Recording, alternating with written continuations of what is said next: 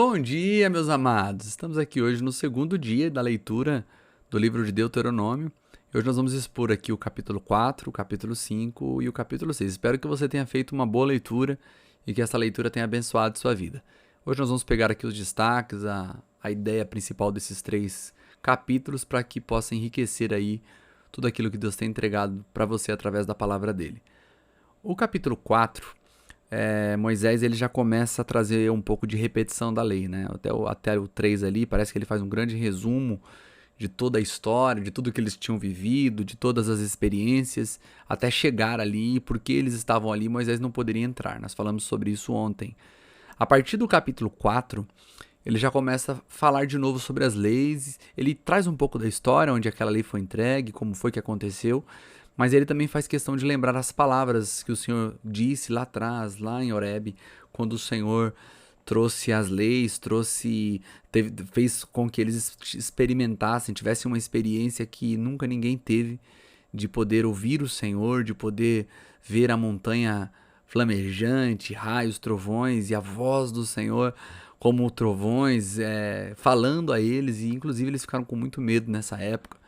E o Senhor disse que não estava ali para que eles tivessem medo, mas para colocar o temor dele no coração deles. E é disso que Moisés começa a falar agora, desses momentos onde o Senhor trouxe a lei. Eu peguei aqui uma porção entre o 5 e o 9 do capítulo 4, onde está escrito assim, eu estou lendo aqui, eu vou intercalar minha leitura na versão parafraseada da mensagem, e ora vou estar lendo na revista atualizada. Então vamos lá agora na mensagem. A porção entre os 5 e o 9 diz assim: prestem atenção, estou transmitindo decretos e leis que o Eterno me ordenou, para que vocês vivam de acordo com eles na terra em que estão entrando, para que tomem posse. Sejam obedientes, ponham em prática tudo o que vou dizer. Vocês se tornarão sábios e prudentes. Quando os povos souberem ou presenciarem o que está acontecendo, dirão: que grande nação, que gente sábia, nunca vimos nada igual. Sim, que outra grande nação tem deuses que são tão íntimos do povo quanto o Eterno, o nosso Deus, que está perto de nós o tempo todo, sempre disposto a nos ouvir. E que outra grande nação tem decretos e leis leis tão boas e justas, ou decretos tão bons e justos quanto esta revelação que estamos expondo hoje. Mas estejam sempre alerta, sejam sentinelas de vocês mesmos. Não se esqueçam das coisas que testemunharam, não deixem seu coração se desviar, mantenham a vigilância durante toda a vida e os ensinem aos seus filhos e filhos e netos. E ele vai e continua dizendo, eu acho que ele é um sermão inspirador, a forma que ele usa as palavras para lembrar aquele povo de que eles não podiam se esquecer das palavras e o porquê eles não deveriam esquecer. Eu separei bastante porções aqui do capítulo 4, porque eu amei a leitura e achei que o jeito que Moisés estava expondo trazia mais do que uma sensação de dever, mas uma paixão em obedecer ao Senhor. Olha o que ele escreve na porção do verso 15 ao 20. Vocês não viram forma alguma no dia que o Eterno falou a vocês no Horebe, dentro do fogo. Lembre-se disso, tomem muito cuidado, para que vocês não se corrompam e acabem idealizando uma forma. Aqui ele vai falar sobre formas, né, não idealizando como que Deus seja igual ao animal, se ele tem figura masculina, feminina, ou se Deus ele se parece com o sol ou com alguma cobra que rasteja, mas eu gostei muito da forma que essa parafrase traz, né? Cuidado para não idealizar forma, né? Ou seja, não lidem com o Deus que vocês criam em suas próprias mentes, né? Aqui, a criação mental podia dar vazão a uma estátua, né? Se as pessoas idealizassem que Deus se parecia com uma mulher, poderia sair uma estátua de mulher. Se eles idealizassem que Deus se parecia com um homem, poderia sair uma estátua de homem. Ou se eles idealizassem uma imagem de uma serpente, poderia eles idealizarem e construírem uma serpente, ou como pudessem olhar para o sol, para a lua, para as estrelas, então começar a falar com Deus como se ele fosse algum desses elementos que foram criados por Deus, mas que não são deuses. E isso me chamou a atenção porque hoje a gente não faz formas, né? A gente já entendeu isso, se você não entendeu, precisa entender que Deus não tem forma, mas a gente idealiza muitos deuses, né, na nossa mente, e nem sempre é o Deus da Bíblia. Por isso que você está nessa leitura, para que você abandone um pouco seus ideais e fique com o Deus que a palavra apresenta. Uma outra porção que me fez refletir, talvez seja a reflexão de hoje, está ali no 21, 22, que diz assim: mas o Eterno ficou irado comigo por causa de vocês. De novo Moisés culpando o povo aqui por ele não poder entrar. Mas ele diz assim: ele jurou que eu nunca atravessaria o Jordão e que eu não entraria na boa terra que o Eterno, seu Deus, está dando a vocês como herança. Isso quer dizer que eu vou morrer aqui. Não vou atravessar o Jordão, mas vocês o atravessarão e tomarão posse da boa terra. Esse texto me fez lembrar de Êxodo 33, quando Deus diz a Moisés que eles poderiam ir, que ele enviaria um anjo adiante deles. E o povo chorou muito, porque Deus disse que eles eram um povo de dura servir, né? E Moisés ali, ele entra como intercessor e ele fala: Senhor, se tu não foste conosco, nós não nos mande a lugar algum. Né? O que Moisés estava dizendo para Deus? Deus, não tem sentido nós continuarmos se o Senhor não estiver conosco.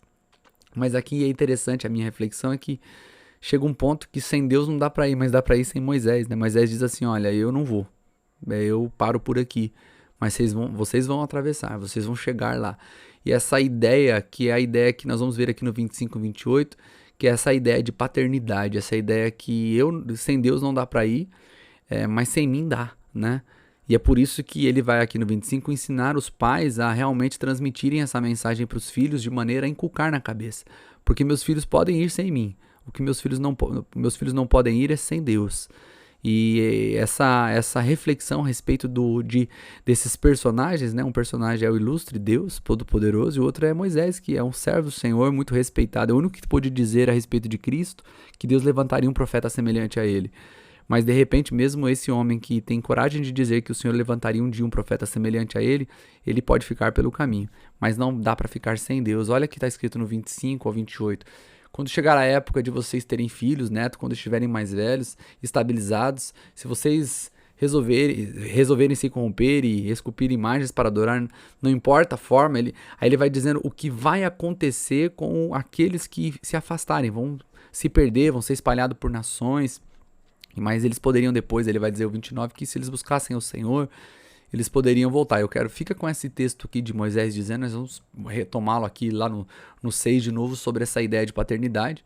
Né? Aí no finalzinho aqui do 4, ele termina uma porção dizendo, né, sobre a lei, ele vai dizendo: portanto, levem isto muito a sério, o Eterno está acima do céu, o Eterno está embaixo da terra, ele é o único Deus que existe, vivam em obediência aos seus decretos e mandamentos e aos mandamentos dele, que hoje estou relembrando, para que vocês e seus descendentes vivam bem. Assim poderão viver por muito tempo na terra que o Eterno, seu Deus, está dando a vocês. Aí ele vem aqui do 41 ao 43, falando de 3 cidades de refúgio, né? Essas cidades de refúgio, você provavelmente já leram sobre elas, eram cidades que tinham que estar em pontos estratégicos para que o homicídio involuntário, aquele que matou sem querer, né? Foi um homicídio ali culposo, né? Ele não teve intenção de matar, era um amigo, ou não tinha nada contra ele, foi um acidente. Como era olho por olho, dente por dente, né? A pessoa que é vida por vida.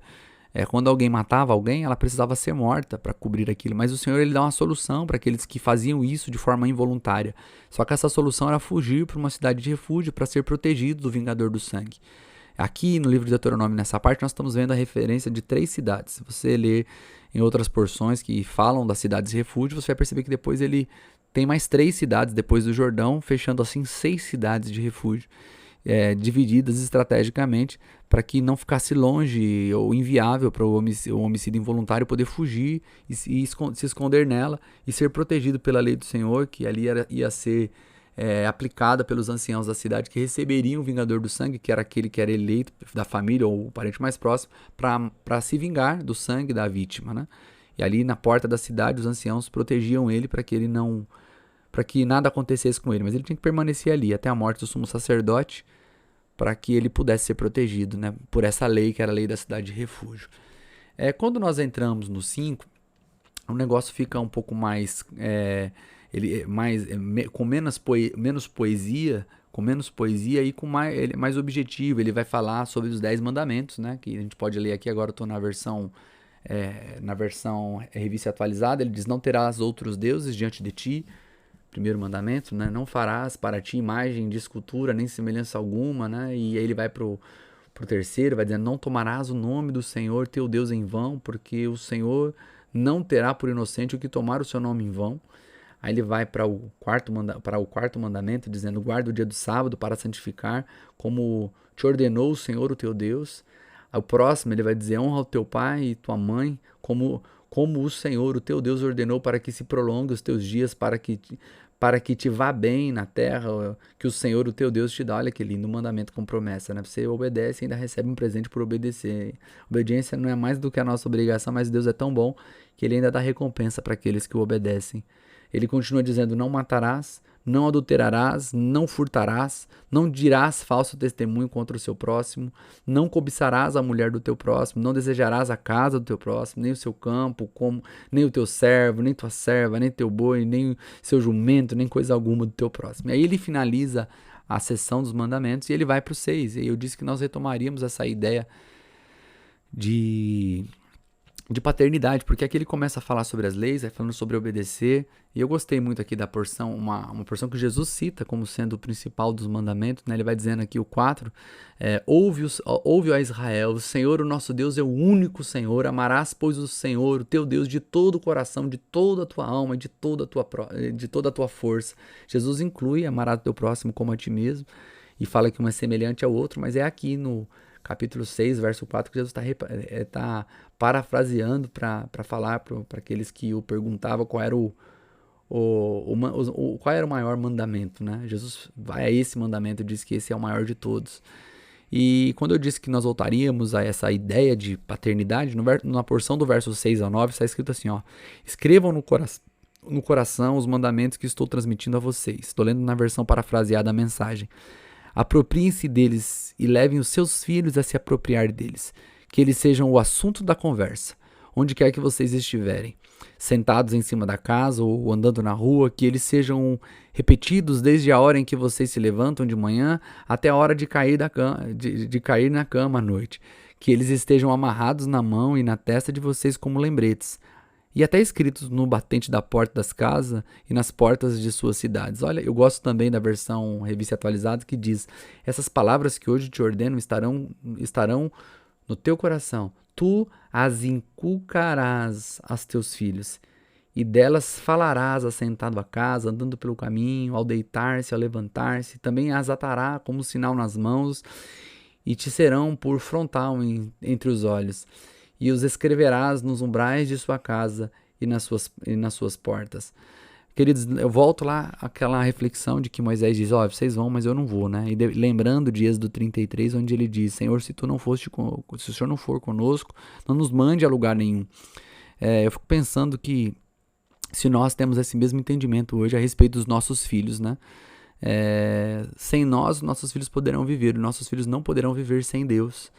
E aí Moisés está dizendo que nós devemos inculcar as palavras na cabeça dos nossos filhos. Ele estava dizendo isso para aquele povo, mas nós tomamos hoje isso como uma verdade para nós. Lógico que hoje nós seguimos a lei de Cristo, uma lei superior, mas se na antiga aliança, que era inferior, isso foi ordenado, imagine na nova. Nós temos que praticar essa ideia, porque hoje realmente estão inculcando outras coisas na mente dos nossos filhos. E nós não podemos ser passivos diante da entrega do conteúdo, né? Porque o mundo não é passivo, o mundo é ativo, o mundo é articulado para entregar aos nossos filhos informações e verdades, né? Verdades ou sofismas, poderíamos dizer assim, que é uma mentira transvestida de verdade, mas eles são ativos na entrega desse conteúdo. E o que Deus está dizendo ao povo é que eles deveriam também ser ativos na entrega da mensagem, ou seja, falar quando estivesse no caminho, mas não aleatoriamente, não é só porque a boca fala do que o coração está cheio. Quem dera essa conversa sobre Deus na sua família seja um reflexo do teu coração. Jesus disse que a boca fala do que o coração está cheio. Então que você encha o teu coração de Deus, da palavra de Deus, mas que você não se esqueça de deixar extravasar por suas palavras, que você encontre caminhos, que você construa circunstâncias, que você seja intencional em compartilhar a palavra de Deus com seus filhos. E era isso a ordenança que Deus estava dando, esquecendo que nós estamos já aplicando aqui o que Deus estava dizendo àquele povo a nós. Mas para concluir, eu quero ler a porção do verso 20 ao 24. A próxima vez que seu filho te perguntar o que significa essas exigências, leis e regulamentos que o eterno nosso Deus ordenou, respondam assim. Olha, isso aqui é lindo, gente, porque quando a gente olha para a Bíblia, para esse monte de lei aqui, né? Imagina uma criança naquela época perguntando: mas poxa, por que tanta lei, por que tanta obrigação? E aí um pai poderia ser simplista e dizer assim: não, é porque Deus mandou e a gente tem que obedecer. Ou outro, um pouco mais fatalista, poderia dizer assim: Não, se nós não obedecermos, morreremos. Ou outro um pouco mais otimista, né? Triunfalista, poderia dizer, não, se nós obedecermos, seremos muito prósperos, meus filhos.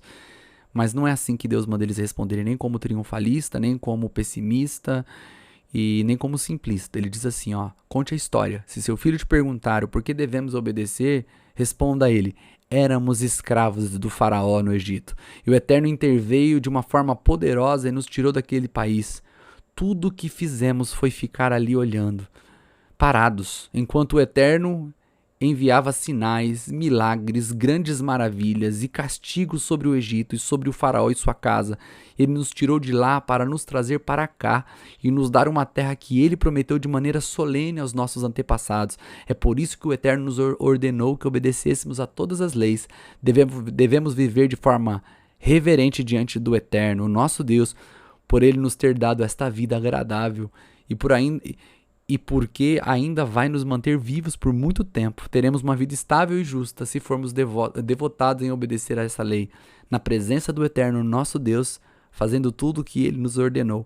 Então, isso é um recado para você e para mim também.